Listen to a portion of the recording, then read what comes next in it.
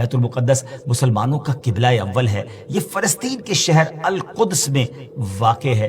بعض نے اس شہر کو بھی بیت المقدس کہا ہے۔ اس میں کوئی شک نہیں کہ بیت المقدس یہودیوں، عیسائیوں اور مسلمانوں تینوں کے ریلیجن کے لیے مقدس مقام کی حیثیت رکھتا ہے۔ حکیم الامت مفتی احمد یار خان نعیمی رحمۃ اللہ تعالی لکھتے ہیں کہ چونکہ اس زمین میں حضرات انبیاء کے مزارات بہت ہیں، اس لیے اسے قدس کہا جاتا ہے۔ حضرت سیدنا سلیمان علیہ نبینا علیہ الصلوۃ والسلام کا مزار مبارک اور عالم اسلام کی مشہور و معروف مسجد اقصی بھی اسی شہر میں واقع ہے۔ رہی یہ بات کہ اس کا سنگ بنیاد کب رکھا گیا، کعبہ معظمہ کی بنیاد ڈالنے کے 40 سال بعد سیدنا آدم علیہ نبینا علیہ الصلوۃ والسلام یا ان کی اولاد میں سے کسی نے اس کی بنیاد ڈالی۔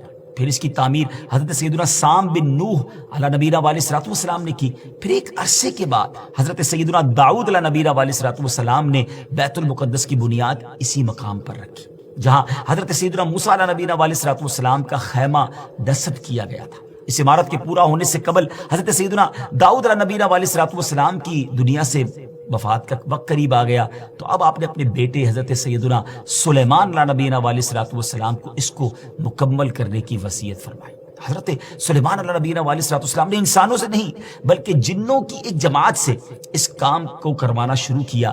1 سال کا کام باقی تھا، مگر آپ کے انتقال کا وقت قریب آ گیا۔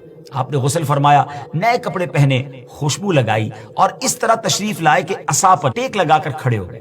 ملک الموت حضرت اسرائیل علیہ الصلوۃ والسلام نے آپ کی روح اسی حالت میں، اسی عالم میں قبض کر لی۔ جب حضرت سلیمان علیہ الصلوۃ والسلام حیات تھے تو جنات کو رات کی رخصت بھی مل جاتی تھی، وہ دن میں کام کرتے تھے، حضرت سلیمان علیہ الصلوۃ والسلام بھی آرام کرنے چلے جاتے تھے، مگر آپ چونکہ اب کھڑے ہی تھے تو اب جنات کو دن رات راؤنڈ دا کلاک کام کرنا پڑ گیا۔ جیسے اس کی تعمیر کا وقت پورا ہونے لگا تو اللہ کی شان دیکھیں کہ آپ کے اس عصا کو، اس لکڑی کو دیمک نے کھایا اور آپ کا جسم زمین پر تشریف لایا۔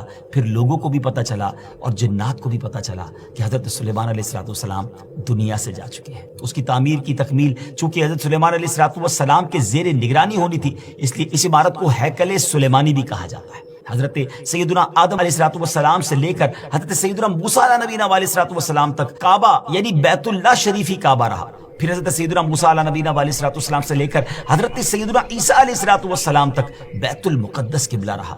اور ہجرت کے بعد مدینہ منورہ میں بھی مسلمان 16 یا 17 مہینے تک بیت المقدس کی طرف رک کر کے نمازیں پڑھتے رہے۔ ہجرت کے 1 سال 5.5 مہینے کے بعد 15ویں رجب پیر کے دن مسجد بنی سلمہ میں نماز ظہر کے درمیان قبلے کی تبدیلی ہوئی اور اللہ پاک نے پیارے آقا علیہ الصلوۃ والسلام کی خواہش کے مطابق مسلمانوں کا جو کعبہ ہے، قبلہ ہے، وہ کعبہ کو فرما دیا اور اب مسلمان کعبے کی طرف رک کر کے نماز ادا کرنے لگے۔ اس مقام پر آج بھی مسجد قبلتین قائم ہے۔